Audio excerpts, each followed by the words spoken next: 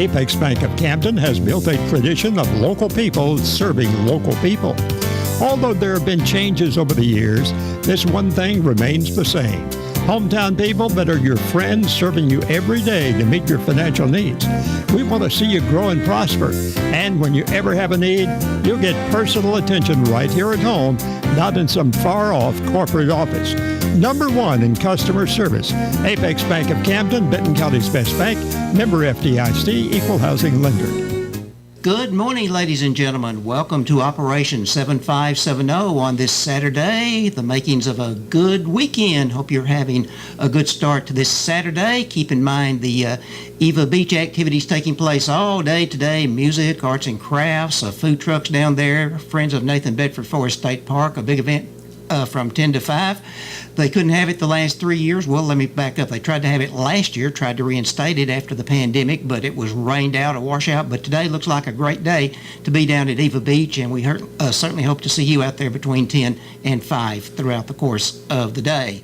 But this morning on the program, we want to talk about another event coming up here in downtown Camden 2 weeks from today. That's going to be October the 1st, and we had one last year. It's known as the Rap Jam, and I have two individuals live in the studio today that's going to tell us all about the Rap Jam related activities. Niki Simko with Rap. She's been with us before on 7570, and we welcome our new District Attorney General for the 24th Judicial District of the Circuit. This is Neil Thompson. General, welcome, sir, and congratulations. Well, thanks for having me here, Flash. I certainly appreciate you giving up some of your Saturday morning. And how's the first couple of weeks been in your new role? It's been good. We just finished up a murder trial that took all week in Hardin County. We got a guilty verdict on that, so that's been good. Everybody's really welcomed me into the office. Law enforcement and all these other agencies, they've been great to work with. I've already had to reach out to TBI a few times, have them come in and look at some cases, and they've been nothing but welcoming to us. Well, we know you announced well over a year ago for this office, successful in the May Republican primary. And just, for some people here in Benton County that may not be that familiar with you, you're from neighboring Henry County, but what is your background and how did that ultimately lead to this office now, sir? I guess going back, I grew up in Springville, which is just right across the river, so I've got a lot of friends and family in Benton County, Big Sandy particularly. Of course, the joke with Springville versus Big Sandy is depending on what side of the river you live on is what water's better than the other. So I kind of spent my whole life in Henry County except leaving going to school. Met my wife, Katie. She's from Gallatin. Everybody asked me why I got a girl from Gallatin. I said Granny said we was related to everybody in West Tennessee, so I had to go somewhere else to get a wife. So we moved back here, and when I first started practicing, I got my temporary license when I worked with the state, and I was finishing up law school with the 21st Judicial District DA's office. And when I moved back here, I opened a private practice in Paris, and I've had since then offices in Paris, Camden, and Huntington at different times.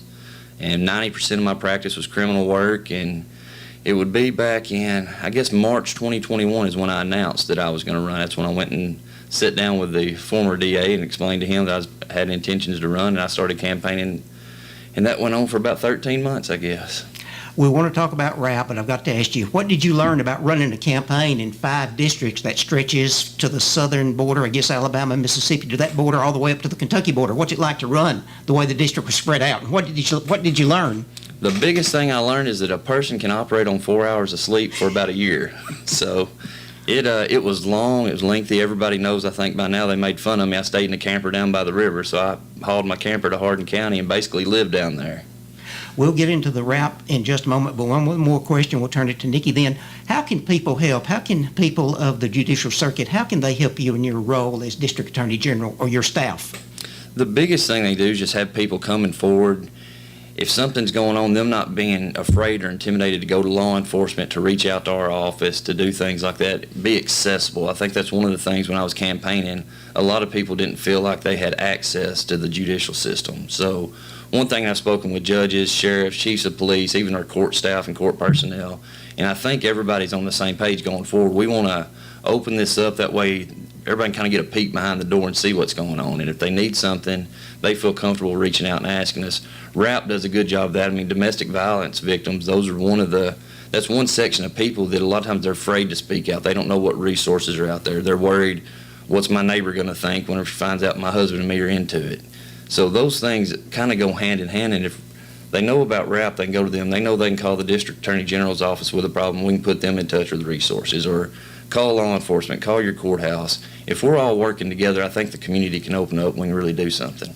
Well, Niki, welcome back to you. You're no stranger to Operation 7570, but you tell me in recent months your duties with RAP have changed somewhat. Tell me about that, and once again, what does RAP stand for? So RAP stands for Women's and Men's Resource and Rape Assistance Program. It was started in 1975 and it has grown across West Tennessee to 19 counties. We serve all but Shelby and Fayette County. And in July, I was promoted to program manager over 5 counties, domestic violence program manager. And as well, I still keep my duties in Benton County as an advocate. Now, how did you first become involved with RAP? How did your career get to that a few years ago? Jean Chandler, to sum it up, Jean Chandler. When I was growing up, she was in the juvenile court, and, my dad and my mom would take in the kids until they were placed in foster care, or placed in a youth facility.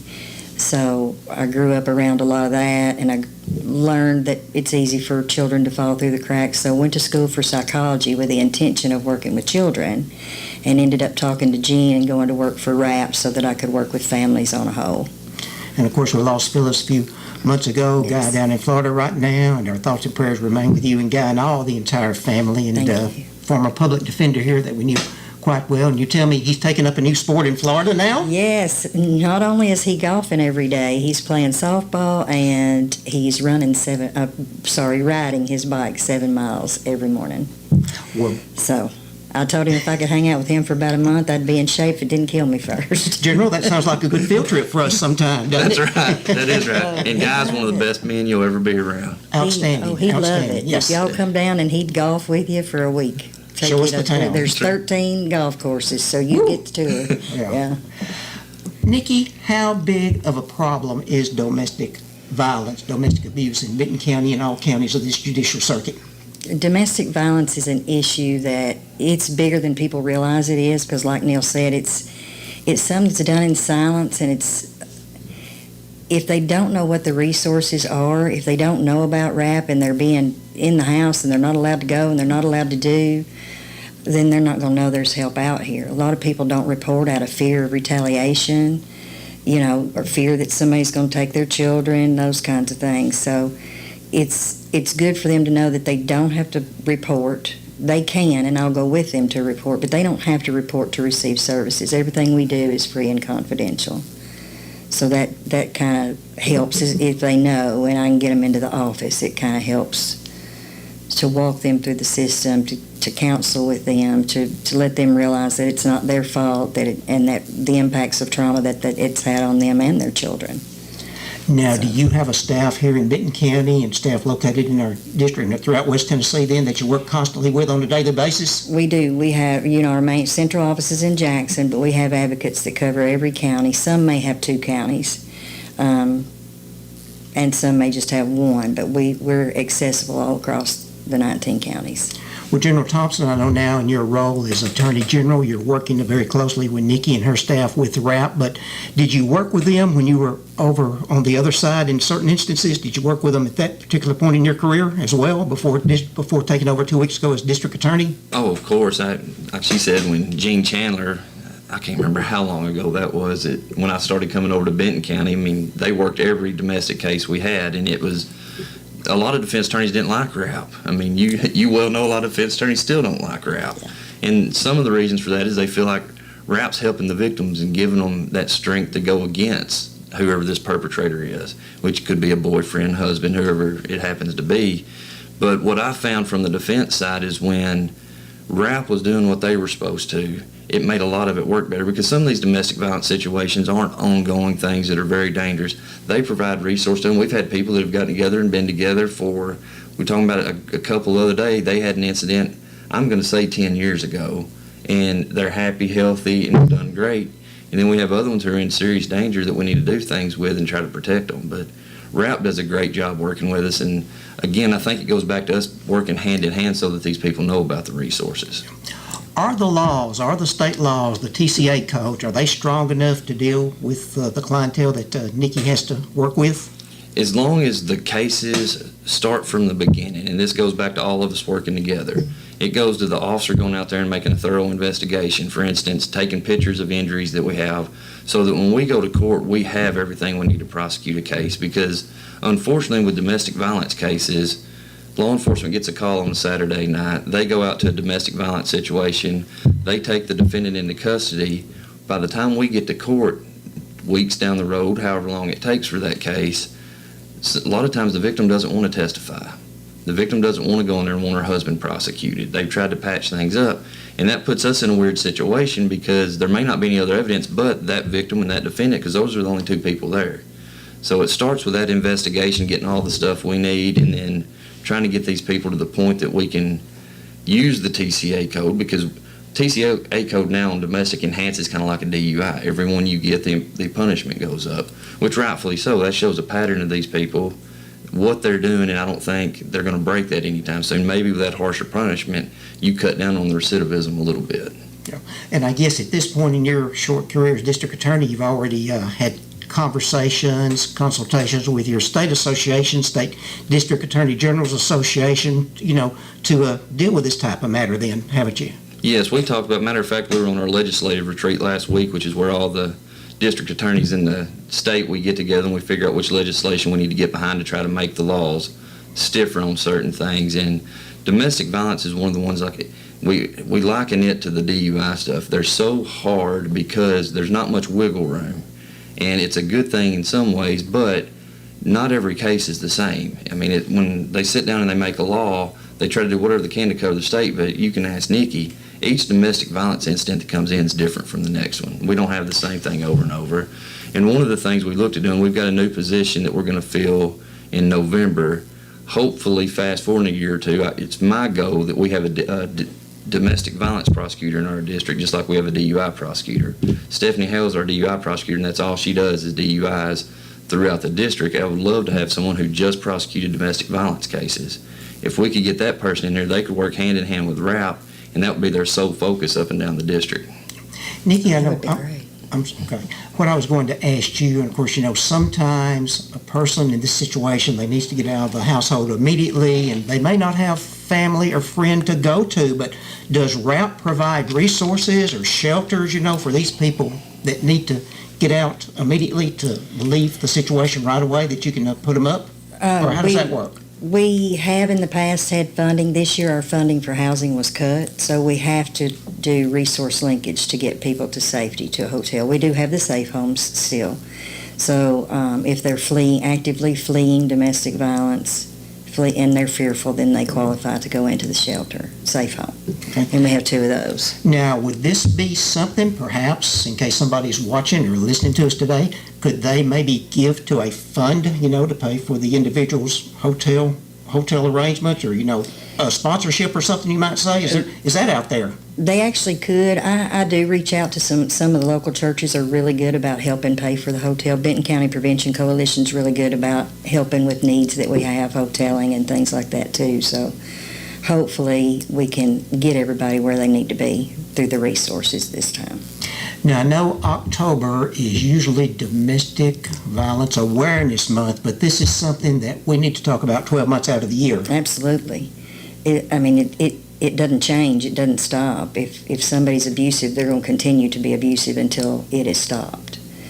And the thing is, a lot of times with the women that I work with, what their biggest thing is the guilt. They come in and they feel guilty and they feel embarrassed and ashamed because they feel like it's their fault. Because if it's a true abusive relationship, they've been battered over time to the point that they feel like they're hopeless, it's helpless, there's nothing I can do, it's all my fault, and they're embarrassed of that. You feel like a failure if you feel like you can't fix it, and somebody's always telling you it's your fault that I hit you, it's your fault that I spit on you, it's your fault that I peed on you, or whatever the case may be. I've had one that went into seizures because she was beaten so badly, and he told her that was her fault, that she planned all of it.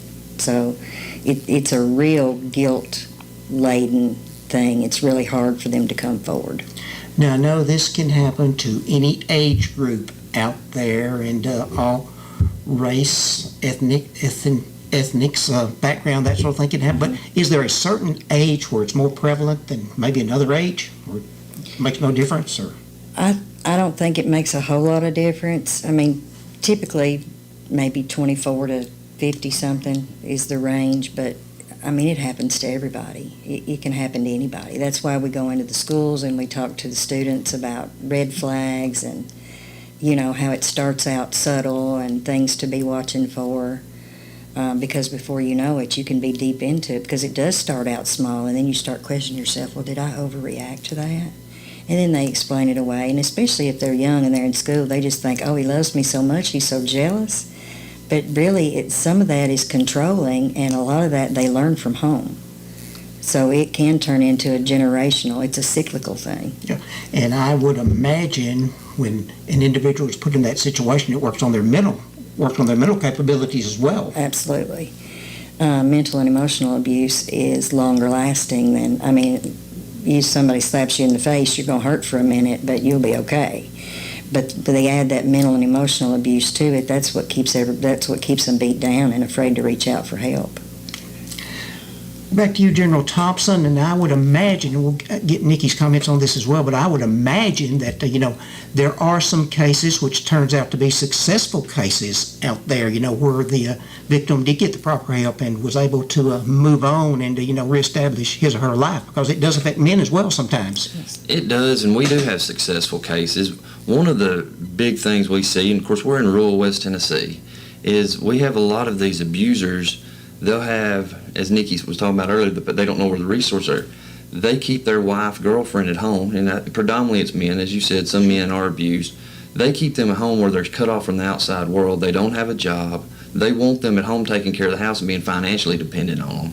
And that's another abuse that's not talked about a lot, is it's essentially financial abuse. It's no different than what we see with some elderly people, things like that. But this defendant, or this perpetrator, keeps I'm going to call them just the victim. There's no other word that you can call them. At home, isolated, they have no money, they have nothing else. When she does finally get brave enough to call the law because he's beat her up on a Saturday night, it takes about a week for her to realize, well, who's going to keep our lights on? Who's going to keep our water running? How am I going to buy groceries? And I think that's a fear, and you'd be amazed how many of them, and Niki's seen it a ton of times right here in Benton County, they show up at the courthouse and yes, he beat me up, but I love him, I need him, because without him, my kids are going to starve. I'm not going to be able to put food on the table.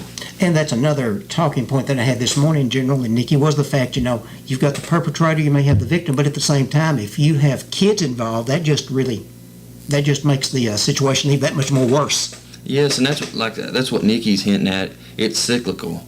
And you see two little boys, and they see dad comes home and slaps mom around all the time. At some point, they think that's normal. No different than we see kids that grow up in drug houses. There are kids out here in middle school that know more about drugs than most adults do. But in their mind, that's just normal everyday life. That's no different than us learning how to play baseball or learning how to squirrel hunt from our parents. And Niki, as we were talking about, I'm sure that there are success cases, and that's got to be very rewarding for you and your staff when you see somebody that was able to get their life changed and moving in the very positive direction. That's what you strive for. Yes. And it's not easy for them. It's a process. It's a healing process, because I call it brainwashing is the best way to, they've been conditioned, maybe I'll say. They've been conditioned over time to react to certain things a certain way, to keep the peace, to keep everything calm. And so it's hard when they leave to have to change their whole, they have to learn who they are again. And they have to go through all the trauma that they've been through and address it and get it out so that they can move forward. And that's not easy. It takes a while to do that. And I'm sure in your years in this years in this organization now, you've learned quite a bit from what you did when you first started then. Oh, yes. Every day is different, I'm sure. Every day is different, yes. Because everybody's got their own story. Abuse is abuse, and the perpetrators, you can't make a blanket statement and make it fit a religion, a race, any class of people, but when you're talking about abusers, you can. Their personalities, the characteristics of their behaviors, they're all the same. Well, ladies and gentlemen, I'll tell you what we need to do right now. We're about midway through our program.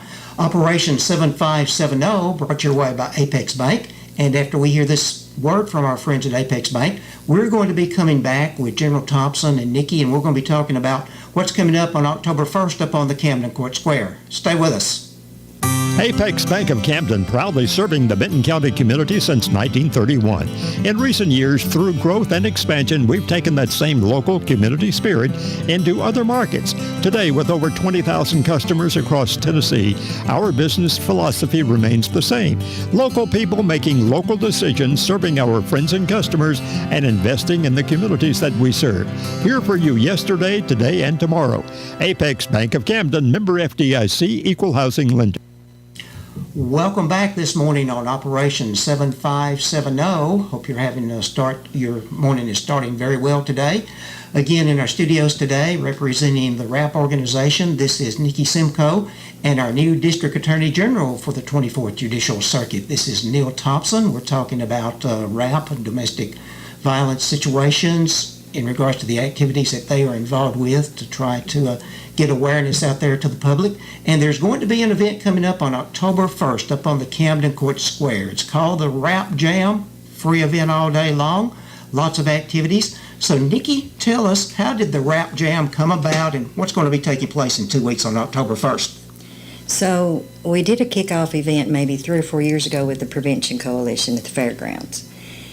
Because we're trying to get people to know what resources. A lot of people don't know the resources in Benton County or any other county that they live in, unless they're publicized constantly, and we don't do that in small towns. So it was a way to get a lot of resources together and have a big event. So then I decided, in October, it's so hard people are not just going to come out for a domestic violence event because, one, they may be in a situation and can't come. 2, they may be afraid to come because they just got out of a situation, an abusive situation, and the person may be there. And 3, they don't want people to know. And really the public doesn't know how predominant domestic violence is, so it's not like the community's going to come out just to hear about domestic violence. So I decided we needed to have a family event, free event for the whole community, things that would interest all ages, and have that information available for people who needed it. So we started that last year. We did it at the end. We have to do it Tennessee bye week or nobody's coming. So this year we got lucky, and it's on the 1st instead of the end of the month, so we're hoping it's going to be better weather. But Neil and I are going to host the event. I've got several survivors that are going to come and speak. We've got the petting zoo coming back this year. Of course, Levon's going to headline. We've got Lucas Robertson and Haley coming to sing, and the Scotty Morton Band is coming this year. So, and probably about 30 community partners. I've reached out to Henry County, Carroll County, so a lot of people are coming to set up tables with information and activities for the kids, and it's just going to be a good day for everybody. Food trucks, RJ's Ice Cream is coming, and he's going to give out ice cream to the first 100 people that get to the truck, so it'll be fun for the kids and fun for the parents and just a good day for everybody. The Punishers are putting together their awareness ride again this year, so they'll kick that off. I think they're meeting at Walmart and kickstands up at 1. They're going to ride around for a couple of hours, and then they're going to come in and join us at the jam. So it's just going to be a good day for everybody. Yeah, I was talking with Jeff Pierce from the Punishers, the motorcycle organization, and they had a presence last year. They're going to be involved again, and that is an organization that helps worthwhile causes as well, and we certainly appreciate all those fine guys. Yes, absolutely. They told me last year if I needed anything, just give them a call, so I greatly appreciate that. Matter of fact, I think it's either maybe today, maybe next week, maybe both, but I think they were involved with another activity as well, about to do some things, so we can depend on our motorcycle friends. Yes, absolutely. Well, General, why did the District Attorney General's office want to get involved with this event? I mean, we're talking about this and how you work with RAP, and your presence doesn't have to be up there on October 1st, but why do you want to take, again, time from your Saturday when you could be at home, relaxing, watch the football game? Why do you want to take time to be up here and have a presence too? Well, it goes back to what I said earlier. It takes all of us working together. And Niki made a good point a while ago. Domestic violence is not something that's really talked about in the community because, as she said, it's not on everybody's forefront, and nobody really wants to think about it. I mean, we hear about murders, we hear about all this other stuff. Everybody's worried about protecting our kids, but domestic violence kind of gets shoved on the back burner a lot. You don't have events out in the community where they say, hey, we're going to help battered women and we're going to hold an event for it. I think what this does is it kind of gives it a family atmosphere, as Niki said, and it brings everybody together so they can learn a little bit about it. That doesn't mean that people are going to run right from RAP and they're going to go RAP jam and go to RAP and reach out for resources, but at least now they've got the materials they need. And I think what's as important as anything, going to Niki saying we're making it a family event. With it being a family event, these kids that are coming up and seeing that, maybe they learn it's not right for dad to come home and be slapping mom around. And they know things that are out there, and maybe some of these people that look around and see other folks out at it, they realize it's not just me at home. This is happening more and more, and that maybe they get more comfortable and have more confidence coming forward. So I think it's a good thing to educate the community. I want the community to see that our District Attorney General's office is working with people like RAP, like the Carl Perkins Center, so that we can all do this together, because if RAP's just trying to do their thing over there by themselves and they're not getting any support, it's not going to be successful. And from the district attorney standpoint, a big thing for us is making sure victims are taken care of. Our victim witness coordinator works with RAP so that they can both take care of the victims in these cases, and this just shows that we're all together on this, and I think it helps that working relationship that we have with them. One of the individuals who's a great advocate for RAP and the things, your mission statement over there, Niki, in general, we lost last week. He had a presence last year, Magic Man, Judge John Everett Williams, and what a great judicial officer he was. And I'm sure, General, that you and Judge Williams, your paths crossed, I'm sure, several times. Oh yeah, we ate lunch all the time over at Mallard's. His office for the past 12 years was just a block up from mine, so he will be sorely missed in the community, not just from the sense of him being a judge and all the things he did within the judicial community, but if he saw a kid walking down the street, he's going to put on a little magic show for him. And he was one of those people that his personality was bigger than he was. When you saw the seersucker suit and the bow tie come walking in, that was just John Everett. He had just as soon be in that type of attire as he was with his judge's robe. Well, and if you didn't see him in that, he was dressed like I am today. A lot of times he has overalls on. As I gave you a hard time earlier, Niki didn't tell me we were going to be videoed. I thought we were just on the radio, so. You're a good common person like Niki and I, so hey, no problem. I mean, your attire is fine this morning, and we appreciate that. Niki, a few moments ago, you mentioned the association that RAP has with the local Coalition, Prevention Coalition, and we had Annabelle and some of her fine people working with that group with us a few weeks ago. But explain again what the Coalition Prevention is here in Benton County and how you work with them and the goals of that organization. Their goals are similar to mine. I mean, we have a board that meets once a month, and for special events like RAP, we've met more than once a month. They have gone out and gotten sponsorships. They have met with the TRRD board to help with the jam.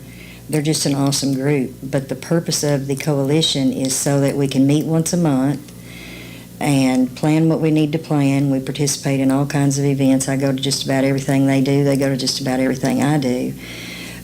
But the purpose of the coalition is so that if somebody in the community needs a resource and they know one person in that coalition, or somebody can direct them to one person in that coalition, that person can then send them to whoever they need to be to receive services, depending on what it is. I know, Niki, and I might call you at your RAP office needing help, and it may not be something necessarily that RAP deals with on a daily basis, but yet with the coalition, you know who I can turn to, and Yes. you can pass on that information to me. Absolutely.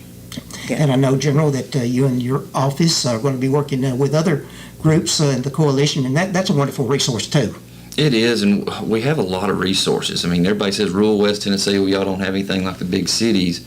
I think what we have that the big cities don't is our groups like RAP, like the coalition, those are people that live in our community that truly care about our community. So we have the resources out there, but a lot of people don't know about them. I think that's what RAP Jam's going to do, is because you can have these other organizations come up and set up a booth, as Niki said, and have materials so that maybe people realize what we do have available right here in our own back door. And as both of you know, these problems, of course, we get the news out of Nashville most, and of course now with internet, we might stream things going on in Memphis, keeping up with what's going on in Memphis, and terrible situations there the last couple of weeks, as you well know. But here in rural West Tennessee, Northwest Tennessee, General and Niki, we're not immune from the problems we see in these larger metropolitan areas. No, you're exactly right. We have the same issues. We have different issues. We don't have to deal with as many of the gang shootings, things like that, the big violence Memphis has, but a woman getting abused in Memphis is not any different than a woman getting abused down here in Big Sandy or Springville or Camden, anywhere else. And that's something that goes on across the board. Niki, as we prepare for October 1st, can people still come? I know that you can come and see what's going on, but can people still contact you and maybe set up a booth or something? Absolutely. I've had several contact me just in the last few weeks and say, hey, can I come? So, yeah, everybody's welcome to come to the event, and anybody can contact me or anybody from the coalition and tell them, this is what I do and I'd like to set up. And if it's a resource that people don't know about that wants to come, absolutely, they're welcome to come. Now, I think I saw on some of your Facebook posts in the last few days, we talked about sponsors a while ago, and I think I saw something, platinum sponsor, gold sponsor, things like that. Mm-hmm. Explain how that works and people can get involved with that. So that is, the Prevention Coalition is doing that to help fund the Rap Jam, atop of what TRRD gave us. Because I'm not allowed to do fundraising under our grant. So they have made up this package, and I'm not looking at it, so I think it's $1,000 platinum, and then, there's $1,000 and then a $500 and a $300, and they're doing those packages for whoever wants to sponsor. We did that last year, too. But this year, they're on the stage, I think they said they're going to be 2 big screens, so that no matter where you're at on the stage, you can see those, and whoever provides sponsorship for those names will go on that big screen under whichever level of sponsorship they gave, so that everybody will know that they did provide sponsorship and help support the Rap Jam. So I thought that was a good thing. Now, you mentioned all the musical groups, but from time to time there'll be presentations with speakings, people giving their story, and I think last year, the best I can recall, you had some people that had personal experiences, and sometimes those can bring tears to your eyes. Yes. Last year we had one lady that shared her story and then shared that she had started her own mission through her church in another county to help women that were going through, or women or men, families that were going through the same thing. And she's done an amazing job with that. She's coming this year. She's going to set up a table, but I've got 3 other ladies that want to speak. Actually, I had 5, so I said, well, we'll do 3 this year and we'll do 2 next year, because we've got a pretty big lineup, so it's pretty steady. Yeah, and what time will the Rap Jam again take place on October 1st? It will start at 4 o'clock and it'll go till 10, and if people want to stay later, Levon will stay and play, or somebody, they'll all stay and play or whatever. I've asked the resources, I don't expect them to set tables up and sit there till 10 o'clock at a table. So I've said, if you want to come and set up a table with information or an activity, you can do 4 to 6, 4 to 7, something like that, and then get out and enjoy it with us. So, General, as we mentioned, I know you'll be up there, maybe members of your staff, and and it'll be a great time for people just to come out, just to say hello to you and welcome you to your new position, because I know you've met a lot of Benton Countyans and people in all the district during your campaign, but still some folks, if they just come up and say hello, congratulations, you would appreciate that, I'm sure. Oh, absolutely. I think that's one thing that anybody that knows me knows I'll talk to anybody. I can't go stand in line at Walmart without making some friend there before I leave. So, I want people to be able to approach me, approach my staff, and ask questions like that. That's, again, I know I said it earlier and I keep going back. There's always been a disconnect between the community and the judicial system, because there's just, I don't know, there's been a divide there, and I hope that we're able to change that by all of us coming together and everybody feeling comfortable coming to us. Is the court system getting somewhat back to normal after the pandemic? I know probably there's still a backlog of cases, but are we trying to now, at this point, COVID is still out there, we know that, but are we trying to move forward the best we can? I think we're doing a great job moving forward. I think one of the problems is, I think it's inherent in us as humans, if we get an excuse to put something off, we try to do it. So we had that COVID year, but we can make up for that COVID year. 1 year of COVID doesn't put us 6 years behind. And I think that's the issue, is getting everybody back in the groove the way we used to. We have, our circuit judges are great right now, Judge Bradbury, Judge Griffey. We've had a lot of meetings, and we have a plan to get it back the way we were 10 years ago. And back 10 years ago, our circuit system moved so smoothly, and we got swift justice. We didn't have cases hanging out for years. So I'm very, very excited for us to get this backlog done so we can get back to that. And even at the lower level, from a circuit court down at your general sessions level, in all your 5 counties, I think the judges, Judge Whitworth and Judge Snyder over at Henry County, Judge King, new judge over at Carroll County, and the other counties, well, I think they're trying, to move forward the best they can with their judicial caseloads. They are, and here's the thing, our judges aren't afraid to work. And of course, Michael was my law partner, and I've talked to him numerous times, and he hit the ground running day one. He's going out to the jail doing arraignment. He's staying in court as long as they want to get these cases through so we can actually get justice for victims and they can move on with their lives, because what gets lost in that, a case that starts today that doesn't get resolved for several years, those victims have to relive that over and over again. The case we just finished in Hardin County yesterday is a case that happened 9 years ago. So this victim's family's been waiting on justice for 9 years, and the look of relief on their faces when the verdict came in yesterday, it's priceless. And that's what we've got to get back to, so these victims don't have to relive this for years and watch the person who hurt a family member out there walking the streets. Regardless of what case is going through the judicial process, the victim at some point needs closure. They definitely need closure. That's correct. And it's sad when a victim, you get a phone call saying, Neil, my loved one is no longer on this earth, but I see the person's responsible at the grocery store or at the restaurant eating with me, and that's hard to explain to a victim. Well, I know you both have other commitments going on today. I do as well, and I certainly appreciate both of you all being here again talking about Rap Jam and things going on throughout the Circuit District with you, General Thompson, and I'll give you both a couple of minutes for a last word. And General, we'll start with you, sir. Well, I'll be brief. I think I've probably said everything that I need to say over the past year and a half. I tell people I've talked so much, I don't know if there's anything else to say, but I just want to invite everybody to come out to Rap Jam. It's going to be a great event. It's fun. Nobody's going to be shoving information down your throat you don't want, but their information will be there in case you do want it. And just bring the family out and have a good time. And Niki, anything you might want to say about Rap Jam, or just whatever, young lady? He said at the Rap Jam, y'all come on out and see us and have fun.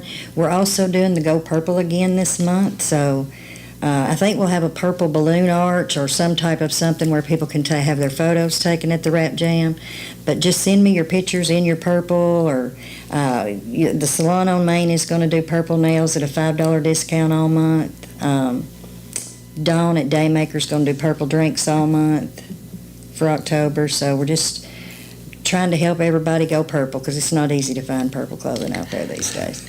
And you get purple feathers in your hair, whatever you want to do. Stand beside a purple plant and send me a picture. Are your nails already done purple? They are. All right. Mine are not. Mine are not. We'll have to fix that. Facebook page, website people can go through. Yes, find out about you? raptn.org is the website. I have a Rap Benton County page if you want to join there. It's growing really well now. And then, of course, we've got the Rap TN main page on Facebook. Absolutely. Facebook page or a contact in case people would like to get a hold of the District Attorney's Office. I think you've got a local office in every county, don't you, sir? We do. We have a local office in every county. We have criminal offices in all 5 counties, and we also have child support offices in Carroll, Hardin, and Henry counties. Well, thank you for being here, and sometime on down the road we'll have you back to have an in-depth discussion about more activities going on in the District Attorney General's office, and good luck to you, sir. It's going to be a great time the next 8 years, I feel like. It is. We're going to have a great time. General, thank you for being here today. Niki, thank you. Thank you for having us, And thanks for having us. That's our program, Operation 7570, on this Saturday morning. Thanks once again to both of our fine guests in the studios. We hope you have a great weekend. We'll see you next Saturday morning. Have a great day. For more than 85 years, Apex Bank of Camden has built a tradition